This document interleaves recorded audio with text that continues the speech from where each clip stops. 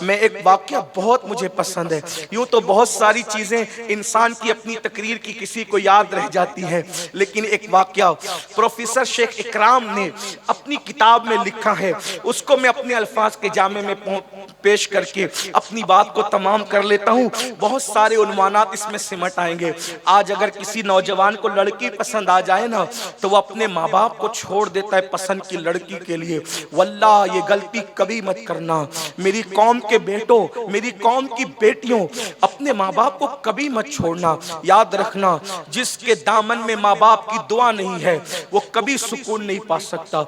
लाखों रुपए कमा लो, करोड़ों रुपए कमा लो, अरबों का बैंक बैलेंस कर लो, तरक्की कर लो, कुछ नहीं मिलेगा। मैं अपने बचपने के एक दोस्त का वाकया बताता हूँ आपको, फिर आगे चलता हूँ। जो वाकया मुझे बहुत पसंद है उसकी तरफ चलता हूँ। आमतौर पे मैं अपने देखे हुए वाकयात नहीं बोलता तकरीरों में, इसलिए कि मैं उसको उतनी अहमियत नहीं देता, ज्यादातर बुजुर्गों की बातें पेश करना चाहता हूँ। लेकिन बचपने का मेरा एक दोस्त था।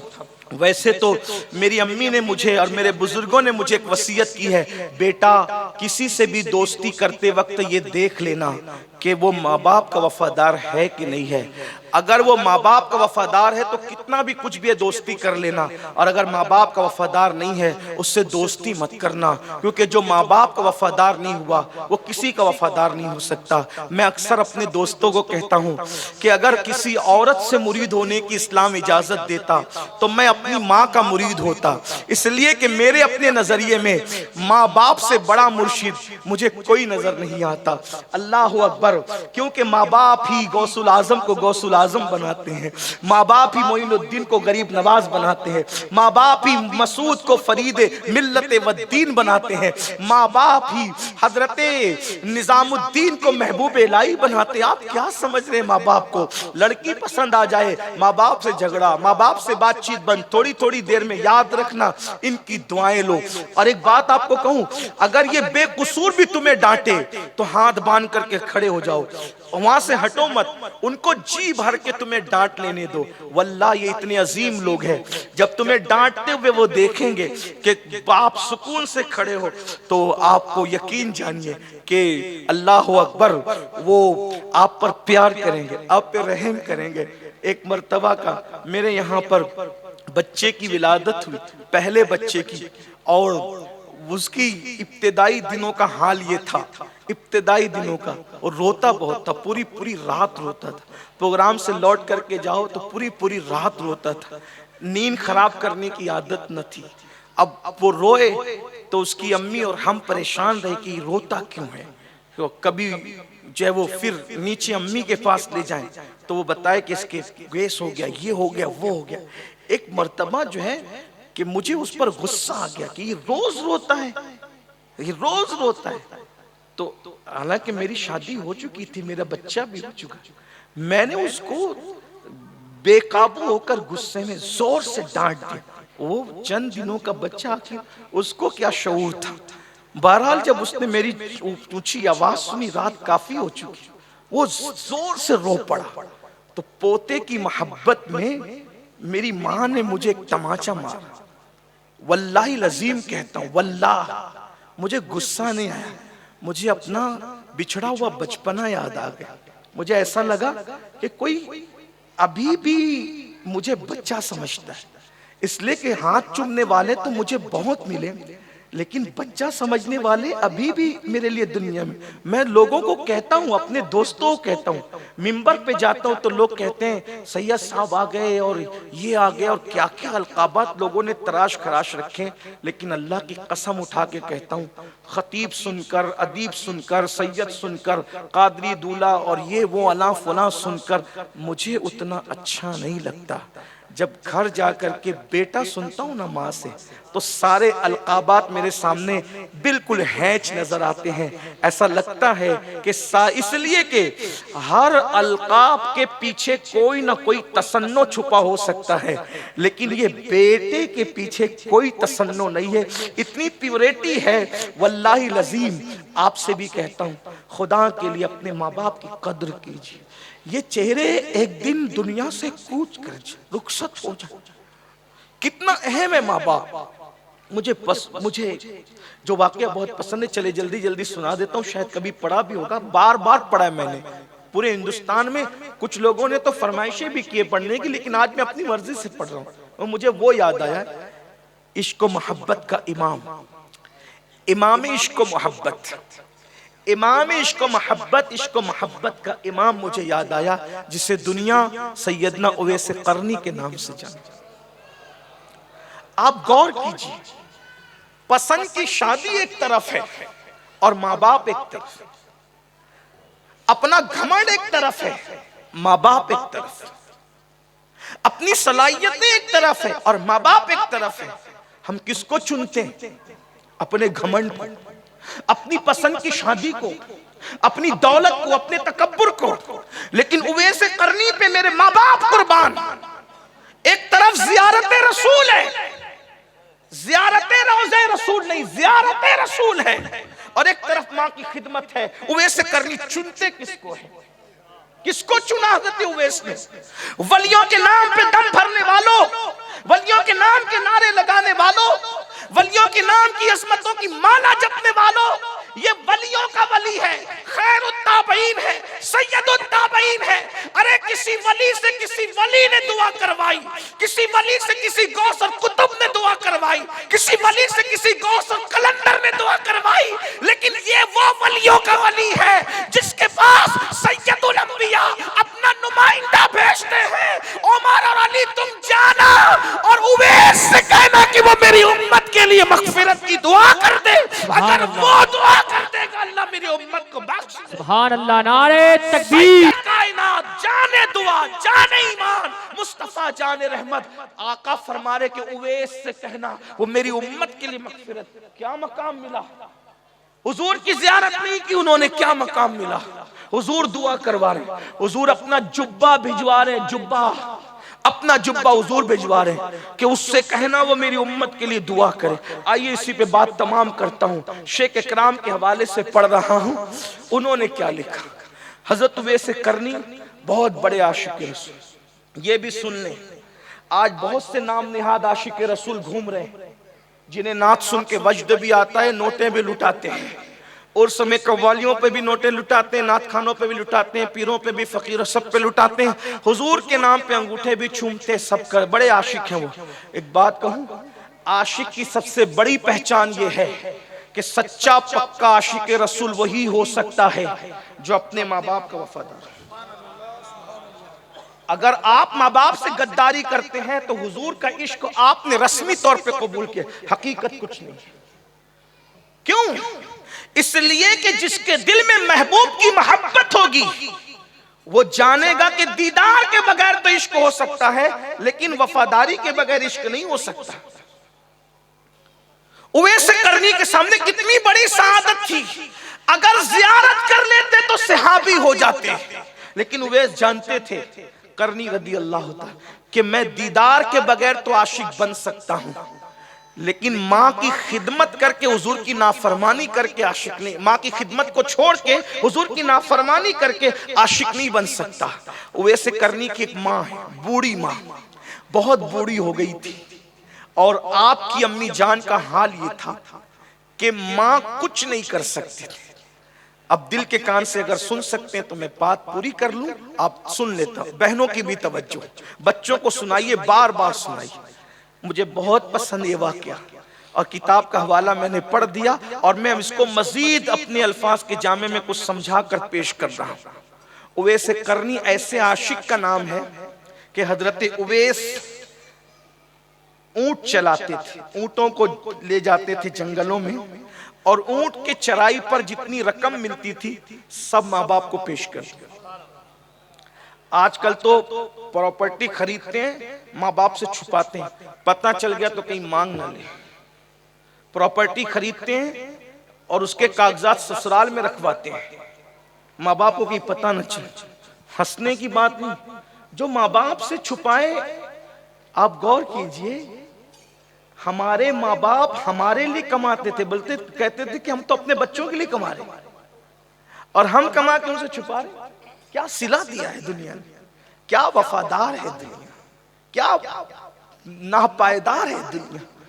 और मैं तो ये सोच रहा हूँ आज ये दौर है कि इतने बड़े बड़े उलमा मशाइख मौजूद है, तो आज ये हालात कल क्या होगा, आने वाले कल क्या होगा।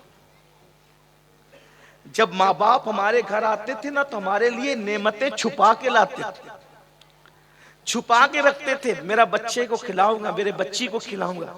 आज हम अपने माँ बाप से, वो सबसे छुपा के हमें देते थे, और आज हम अपने माँ बाप से छुपाते। क्या दिन है। सैयदना उवैस करनी जितना कमाते माँ के सामने लाकर पेश कर देते, और पूरा कमाया हुआ माँ पे खर्च करते। और एक बात याद रखना कि अगर कोई चाहता है कि मालदार बने, अल्लाह के रसूल सल्लल्लाहु अलैहि वसल्लम इरशाद फरमाते हैं, जो अपने माँ बाप के लिए मगफिरत की दुआ करता है, अल्लाह उसको माला माल फरमा देता है। मस्जिद बनाने से ज्यादा, मदरसा बनाने से ज्यादा, जलसे करने से ज्यादा, किसी भी नेक काम में खर्च करने से ज्यादा, अगर सबसे ज्यादा तुम्हें सवाब मिलता है तो माँ बाप पे खर्चा करने में मिलता है। वैसे करने सब माँ पे खर्चा करते थे, और खुद के लिए खजूर की गुठलियां लोग खाकर खजूर जब फेंक देते हैं, वो धुल करके उसको कूट करके पीस कर फेंकते थे, उसके ऊपर पानी पीते।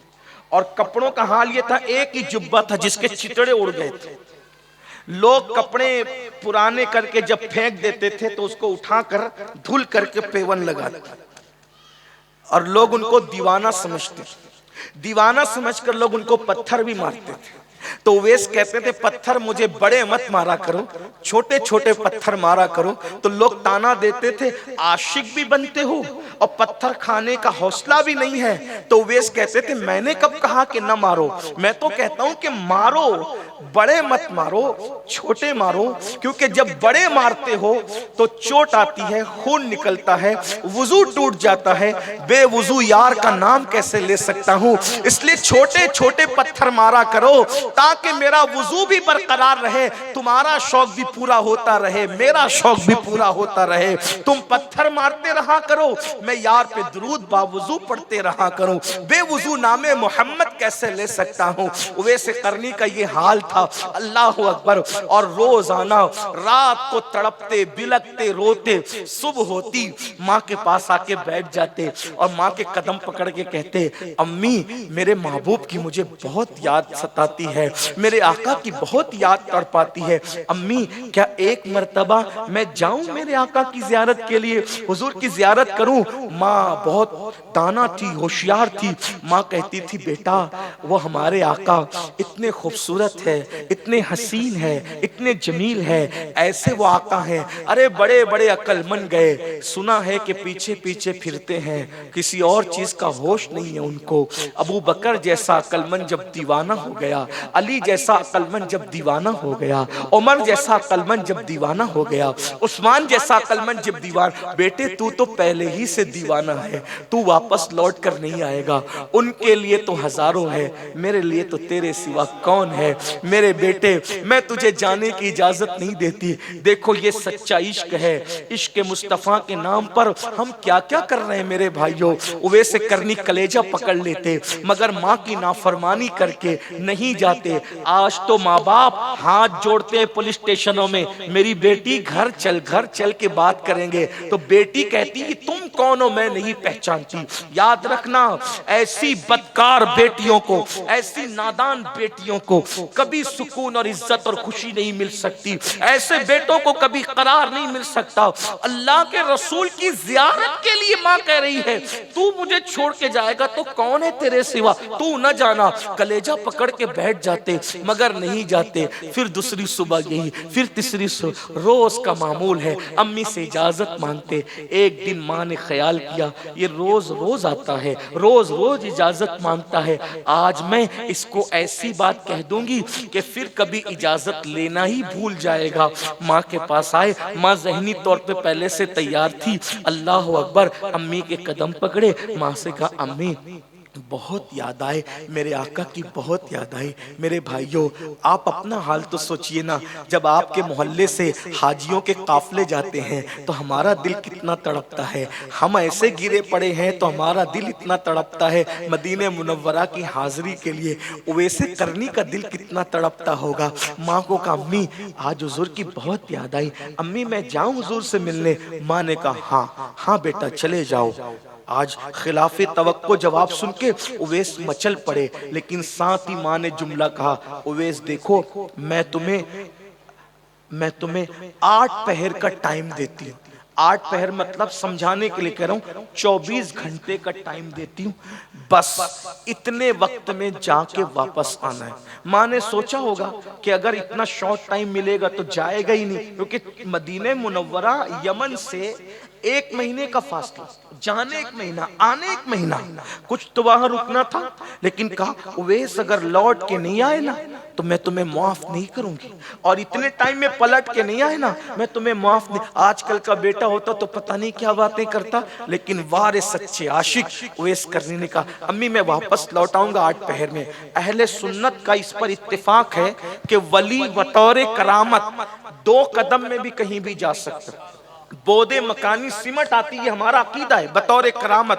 बड़ी बड़ी जमीन का फासला शॉर्ट में तय हो सकता है। इस पर अल्लामा यूसुफ नबहानी ने दलीलें पेश की है, इमाम अहमद रजा ने दलीलें पेश की है, और इमाम गजाली ने दलीलें पेश की है, इमाम कुशैरी ने दलीलें पेश की है। हजरत उवैस करनी अल्लाह अकबर, जैसे सुना 8 पहर में वापस आना, आपने कुछ नहीं देखा और माँ से कहा अच्छी अम्मी मैं चलता हूँ, मैं 8 पहर में वापस आऊंगा इंशाल्लाह, और चल पड़े। अब मैं अपने तसव्वुरात की दुनिया में सोचता हूँ, कभी दौड़ते हैं तो ख्याल आता है उवैस यार की गली में क्या ऐसे ही दौड़ते हुए जाते हैं। अब यार का ख्याल आया, रुक करके धीरे धीरे चलते हैं। माँ का ख्याल आता है, दौड़ पड़ते हैं, कभी चलते हैं कभी दौड़ते हैं, कभी चलते हैं कभी दौड़ते हैं। ऐसे में कुदरत को उवैस की ये अदा पसंद आई, माँ की वफा पसंद आई। अल्लाह ने जमीन को हुक्म दिया, जमीन सिमट जा और मेरे उवैस को मदीने से करीब कर दे। और उवैस करनी ने अभी सूरज सर के ऊपर भी नहीं आया था, बस सूरज चढ़ाई था, यानी चाश्त के करीब करीब का वक्त आना था। उवैस करनी लंबे लंबे खजूर के दरख्त नजर आने लगे, मदीने मुनव्वरा का शहर नजर आ गया। हाय हाय कुंबदे खजरा देख करके दुनिया दिल की जमीन जेरो जबर हो जाती है, दिल की कैफियत जेरो जबर हो जाती है। अरे उस वक्त तो मेरे आका जाहिरी तौर पे जमीन पे जलवगर थे, क्या कैफियत हुई होगी उवैस की, मैं एक तसव्वुर आपके सामने बांधना चाहता हूँ। अंदाजा करें हजरत उवैस करनी जैसे ही मदीने मुनव्वरा की जमीन दिखी, खजूर के ऊंचे तने नजर आए और मदीने शरीफ की हवाओं ने उवैस करनी के चेहरे का लम्स लेना शुरू किया। उवैस करनी कभी पत्थरों को उठाकर चूमते हैं, कभी दीवारों को चूमते हैं, कभी दरख्तों को चूमते हैं, और उवैस कहते होंगे पत्थरों, ए मदीने के पत्थरों, ए मदीने तैयबा के पत्थरों, तुम कितने खुश नसीब हो। मैं तो एक झलक देखने के लिए बेताब हूँ, तुम तो उसको बार बार देखते होंगे, जब वो चलता होगा उसकी नालैन को बोसे देते होंगे। ए मदीने शरीफ की दीवारों, वो दामन पे जब हवाएं लगती होगी तो तुम उसको चूमने का शरफ हासिल करते होंगे। रोते हुए आंसू बहाते हुए उवैस करनी आगे बढ़े। जैसी मस्जिद नबवी के करीब पहुंचे, किसी से मुलाकात हुई तो पूछा आका कहाँ है, तो कहा ये वक्त उनके केलोला करने का है, आराम करने का है, चूंकि अभी नमाज का वक्त नहीं इसलिए वो मस्जिद में नहीं है, रुको ठहरो, कहाँ से आए हो। बस कुछ नहीं कहना मैंने, आया कहाँ से हूँ, जाना कहाँ है, मेरी मुराद यह है कि हुजूर से मिलना है। अच्छा देखो हुजूर से मिलना है, इंतजार करो। इंतजार नहीं कर सकता, मुझे वापस पलट करके जाना है। अच्छा पलट कर जाना है, जाओ देखो अम्मा आयशा पाक के हुजरे में होंगे, हो सकता है मुलाकात हो जाए। जैसे ही अम्मा आयशा पाक के हुजरे के करीब आए, अस्की अम्मी जान सलाम हो, हुजूर सलाम कबूल फरमाए। सलाम का जवाब आया, पूछा कौन, कहा नाम तो नहीं बताता लेकिन इतना कहता हूँ यमन से आया हूँ, कर्न का रहने वाला हूँ, गुलाम हूँ, एक नजर एक झलक देखने के लिए आया हूँ, क्या आका से मुलाकात हो सकती है, जियारत हो सकती है। फरमाया वो नहीं है, वो बाहर गए हुए हैं। कलेजा पकड़ा, हाय भरी हाय, इतनी तमन्ना लेकर आया था। हुजूर की हिकमत, हुजूर जानते कौन क्या है कैसा है। उनके आने से पहले ही हुजूर बाहर चले गए। अब घर के बाहर गए या मदीने मुनव्वरा के बाहर गए ये तो अल्लाह जानता है। मैं प्रोफेसर इकराम साहब की बात पर यकीन करते हुए जो उन्होंने लिखा, बस ये कि हुजूर बाहर गए, रुको ठहरो वो आएंगे। कहा नहीं मुझे पलट के जाना है, मेरी बूढ़ी माँ है, मेरे सिवा उसका कोई नहीं है। उसने मुझे 8 पहर का टाइम दिया है और मुझे 8 पहर के अंदर अंदर मदीने मुनव्वरा से यमन जाना है। मैं तो कुछ वक्त तो गुजार चुका हूँ, मुझे वापस पलटना है। अगर नहीं पलटा तो शायद मेरी माँ नाराज हो जाएगी। माँ का दिल दुखेगा तो मेरा महबूब नाराज होगा। मैं माँ का दिल दुखा के महबूब को नाराज नहीं करना चाहता। समझ लो, सिर्फ समझाने के लिए, मिलाने के लिए। अगर कोई अहमदाबाद आए और अहमदाबाद आकर के कहे कि मैं मुंबई से आया हूँ, 2 मिनट में पहुंचा हूँ और 2 मिनट में मुझे वापस जाना है, तो सुनने वाले तो यही समझेंगे कोई दीवाना है, अकल नहीं है, ऐसे ही समझेंगे। मिलाने के लिए नहीं कह रहे, सिर्फ समझाने के लिए। जब सुना अम्मा आयशा पाक ने 8 पहर का टाइम है और मुझे वापस लौटना है, समझा कोई दीवाना है। तो पूछा, देख लिया, क्योंकि दीवानों पर तो शरीयत का कलम नहीं होता। जिनकी अकलें उठ जाती है उन पे से शरीयत का कलम भी उठ जाता है। देख लिया, अम्मा आयशा पाक बयान करती है, बड़ा सा हैबतनाक चेहरा था, बड़ी बड़ी आंखें थी, रुमाल बंधा हुआ था, फटे पुराने कपड़े थे, बड़ी सी दाढ़ी थी, बिखरी हुई थी, हाथ पर अंडे इतना सफेद का निशान था। अल्लाह अकबर, पुरजलाल और हैबत चेहरा। यानी अगर उसका नक्शा आप पढ़ेंगे तो किसी मजजूब को आप देखते हैं तो एक उसी की तस्वीर निगाहों के अंदर उभरती है। ऐसा बुजुर्गों ने फरमाया। अल्लाह अकबर। आपने सोचा 8 पहर में कोई यमन कैसे जाएगा, कोई दीवाना तो नहीं है। कहा रुको, ठहरो। अम्मी जान, नहीं रुक सकता, माँ नाराज होगी। जब दीवाना समझा तो कहा, नाम क्या है? तो कहने लगी, पूछने लगी नाम क्या है? कहा नाम वो जानते हैं।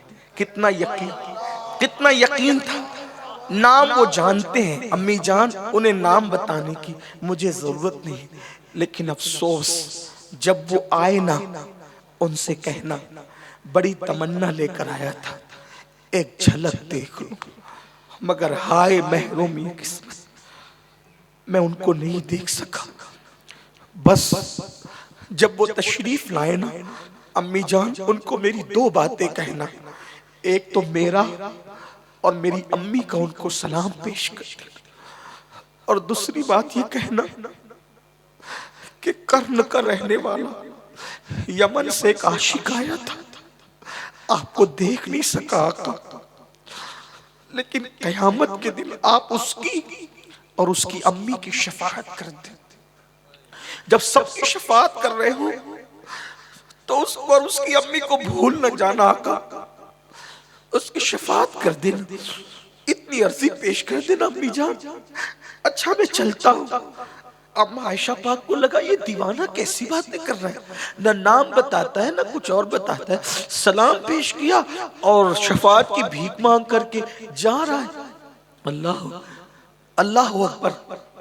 जब पलटे उवैस, अभी चंद कदम भी शायद तय न किए होंगे, हुजूर आए और आके घर में कदम रखा और कदम रखकर दाएं बाएं देख के कहा, आयशा कोई आया था, आयशा कोई आया था। अम्मा जान आयशा पाक हुजूर से बहुत बेतकल्लुफ गुफ्तगू करती थी।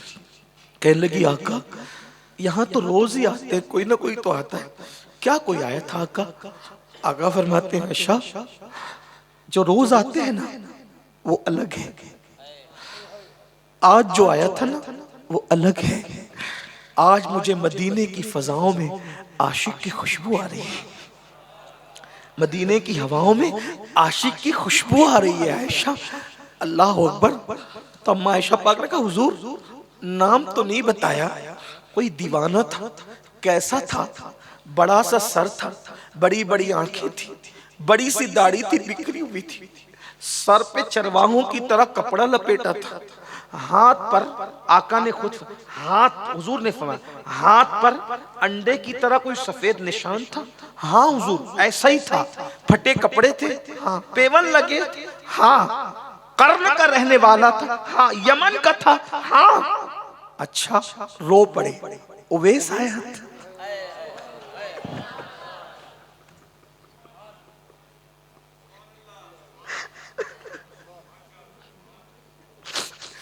उवैस हुजूर नाम नहीं बताया, उवैस आया था। क्या कहा उसने? आका उसने 2 बातें की। मेरी माँ ने मुझे कम वक्त के लिए भेजा है, माँ की नाफरमानी करूंगा, माँ का दिल दुखेगा तो हुजूर का दिल दुखेगा, इसलिए मैं आका का दिल दुखाना नहीं चाहता, मुझे वक्त पे पहुंचना है। दो बातें कही, ये कहा कि बड़ी तमन्ना लेकर आया था, एक जियारत करूंगा, लेकिन उन्हें मेरा सलाम कह देना, और दूसरी अर्जी ये पेश करना, मेरी माँ के सलाम के बाद आका जब सबकी शफाअत करें तो मुझे और मेरी अम्मी को भूल न जाए, मेरी भी शफाअत कर दें आका। हुजूर रो पड़े। उसकी आका वो कौन था? आका फरमाते थे आयशा वो था, अगर वो दुआ कर दे, अगर वो दुआ, अल्लाह मेरी उम्मत को बख्श, उसकी दुआ से अल्लाह मेरी उम्मत को बेहिसाब जन्नत अता कर दे। उसकी आका, उसको ये मकाम कैसे मिला? हुजूर जिसकी दुआ की बात करें उसको ये मकाम कैसे मिला? आका फरमाते माँ की खिदमत की बरकत से अल्लाह ने उसको ये मर्तबा अता फरमाया। और आका फरमाते क़यामत के दिन जब ये उवैस पुल सिरात से गुजरेगा तो 70,000 फरिश्तों को उसका हमशक्ल कर दिया जाएगा और हमशक्ल बना करके उसको उसके साथ रुखसत किया जाएगा। ये मर्तबा किस वजह? देखो यहाँ उवैस करनी नमाजी भी थे लेकिन नमाज का जिक्र नहीं, तहज्जुद गुजार भी थे, तहज्जुद का जिक्र नहीं किया, कुरान की तिलावत भी करते थे, उसका जिक्र नहीं किया, तस्बीह व तहलील भी करते थे, उसका जिक्र नहीं किया। जिक्र किसका? माँ की खिदमत। माँ की खिदमत ने उवैस करनी को ये मकाम अता किया। आप और हम आज क्या कर रहे हैं? अल्लाह के बंदो, अगर आप अपने माँ बाप को मना सकते अभी इसी वक्त घर जाके सबसे पहला काम ये करना, अगर माँ बाप हयात है तो उनको राजी करो, उनको अपने घर में रखो, बादशाहों की तरह उनके गुलाम बनकर रहो। जब उनसे बात करो तो पहले पूछ लिया करो इजाजत है बात करने की, अगर वो इजाजत दिया करे तो ऐसे बात किया करो जैसे कोई गुलाम अपने आका से बात करता। इस तरह माँ बाप को रोटी कपड़ा मकान देकर आप हक अदा नहीं कर सकते, बल्कि मशहूर बात है, मेरे आका ने फरमाया सल्लल्लाहु अलैहि वसल्लम की बारगाह में एक सहाबा के कहते हैं मैंने अपनी माँ को पैदल हज कराया और ऐसी धूप में कराया कि अगर जमीन पे गोश्त डाला जाए तो कबाब बन जाए, क्या मैंने अपनी माँ का हक अदा कर दिया? आका फरमाते पैदाइश के वक्त जो झटके लगे थे शायद उस एक झटके का हक अदा हो, झटके का हक ये है। माँ बाप बहुत कुर्बानी देते हैं मेरे भाई, अपना पूरा शबाब कुर्बान कर देते हैं औलाद के लिए। औलाद जवान होकर के क्या करती है? एक बात ये भी सुन ले आखिर में, अगर माँ बाप नाराज है अल्लाह ना नमाजें कबूल करता है ना दुआएं कबूल करता है। अगर अपने आप को खुश रखना है, कामयाब करना है, तरक्की करना है, उरूज पाना है, दुनिया में और आखिरत की खुशी चाहिए, अपने माँ बाप को राजी करो। ऊंची आवाज से गुफ्तगू करने से अमल जाय हो जाए, माँ बाप की बारगाह में ऊंची आवाज करने से अमल जाय हो जाते हैं। कितना चिल्लाते हैं, चीखते हैं, याद रखना। बल्कि आजकल तो अस्तगफिरुल्लाह हम सुन रहे हैं कि लोग अपने माँ बाप से बात तक बंद कर देते हैं। ला इलाहा इल्लल्लाह, उन्हें मरते वक्त कैसे कलेमा नसीब होगा? अल्लाह के बंदो, दीन सिर्फ नमाज रोजा टोपी दाढ़ी का नाम नहीं है, ये सब दीन में अपनी जगह है, लेकिन अपने माँ बाप की ताजीम करो। अल्लाह अकबर। बातें बहुत करने की है। रसूलुल्लाह के दौर में एक सहाबी जिनका नाम अलकमा था, जब वो विसाल कर रहे थे तो जबान पे कलेमा नहीं आ रहा था। वजह मालूम की गई तो ये कि उनकी अम्मी किसी वजह से नाराज हो गई थी। हुजूर ने इधर उनकी अम्मी को राजी किया, उधर उनकी जबान पे कलेमा तैयबा जारी हो।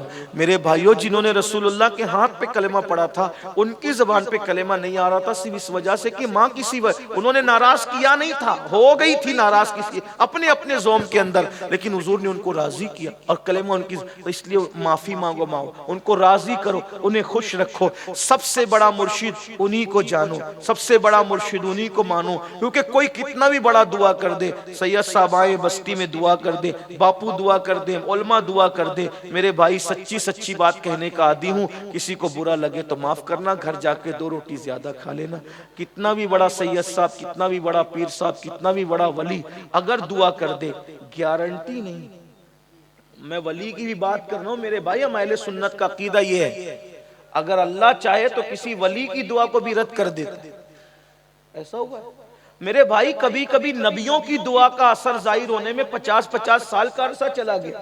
ये तारीख है, कुरान हदीस उठाकर पढ़ो। अंबिया की दुआ की का असर जाहिर होने में भी कभी कभी 50-50 साल का असर गया। आप क्या समझे क्या हो? मैं कोई अंबिया पे माँ बाप को फजीलत नहीं दे रहा, उसका गलत मतलब मत निकालना। उन्हीं की खैरात ये बता रहा हूं कि मेरे आका ने फरमाया कि जब माँ बाप दुआ करते हैं तो अल्लाह तबारक व तआला माँ बाप की दुआ को औलाद के हक में कभी रद्द नहीं करता। बल्कि हुजूर ने जो बाप की दुआ का मकाम बताया, ये नहीं फरमाया कि बाप की दुआ हजरत मूसा की दुआ की तरह, बाप की दुआ हजरत यूनुस की दुआ की तरह, ये नहीं फरमाया कि बाप की दुआ हजरत ईसा की दुआ की। भाई ये सब शान वाले लोग, लेकिन क्या फरमाया? दुआ वालिदिही ले वलादिही का दुआई लकुम, कि तुम्हारे बाप की दुआ तुम्हारे हक में ऐसी है जैसे मुझ मोहम्मद की दुआ मेरे उम्मती के लिए हुआ करती है। हुजूर ने बाप की दुआ को खातिमुन नबीयीन की दुआ का दर्जा अता फरमाया है कि जैसे मुझ मोहम्मद की दुआ उम्मत के हक में रद्द नहीं होती, मेरे सदके में तुम्हारे बाप की दुआ तुम्हारे हक में रद्द नहीं होती। इतनी कन्फर्म और यकीनी दुआ छोड़कर तुम डाउटफुल दुआओं के पीछे पड़े हो। बताओ ना, बताइए ना, आप मुझे बताइए। मैं ये नहीं कहना कि औरों से दुआ ना लो या अंबिया की दुआ, मेरी बात का गलत मफहूम मत निकालना, लेकिन ये जरूर कहता हूँ हुजूर ने बुलंद किया है माँ बाप को, इसलिए अपने माँ बाप को मानाओ, उनको राजी करो, उनको अपने घर लाकर इज्जत से रखो, ताजीम से रखो, एहतराम से रखो।